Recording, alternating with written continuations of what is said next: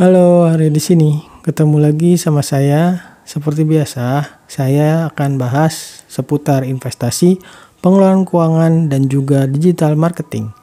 Yang tujuannya tentu aja untuk bisa bantu kamu bebas finansial.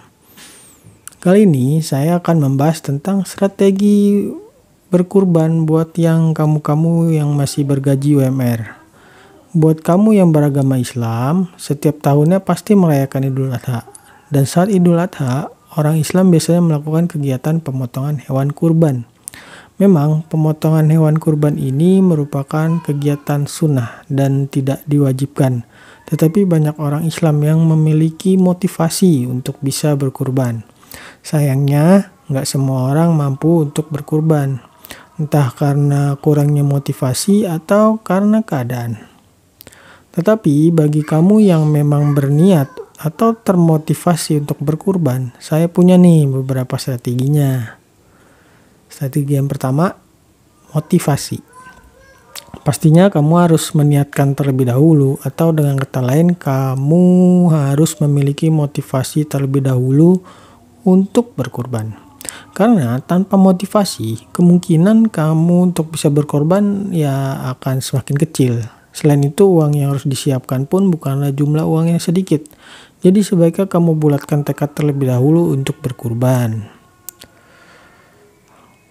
Langkah kedua adalah analisa kondisi keuangan kamu. Kalau kamu udah benar-benar berniat untuk kurban, kamu harus analisa dulu kondisi keuangan kamu. Apakah memang memungkinkan untuk kamu berkurban?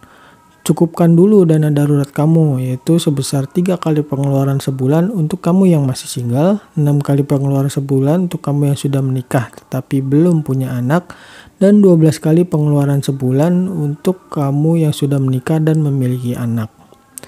Jika kamu sudah berniat dan selalu gagal untuk berkurban, misalnya setiap ingin berkurban uangnya selalu terpakai, ini juga perlu dianalisa. Dana untuk kurban itu kamu pakai karena apa? Apa karena kebutuhan atau cuma karena keinginan? Langkah ketiga adalah buat strategi berkurban.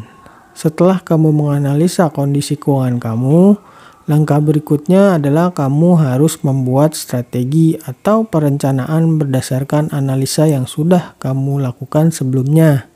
Misalnya, berapa sih jumlah uang yang akan kamu sisihkan setiap bulannya? Di mana kamu harus menabung? Kapan kamu akan berkurban? Apakah 1 tahun lagi, 2 tahun lagi, atau berapa tahun lagi? Langkah keempat adalah susun anggaran bulanan.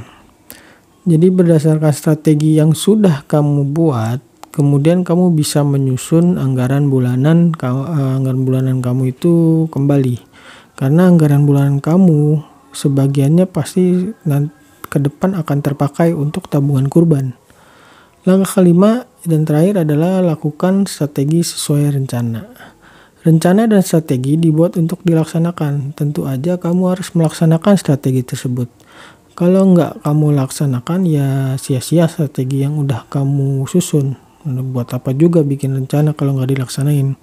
Memang kadang kondisi membuat rencana kamu melenceng. Tapi jika kamu tidak membuat rencana, sama dengan kamu berencana untuk gagal. Memang sebuah kepuasan tersendiri jika kita bisa berkurban. Hanya saja berkurban itu membutuhkan biaya yang cukup besar. Namun meskipun begitu bukan berarti kamu yang bergaji UMR nggak bisa berkurban.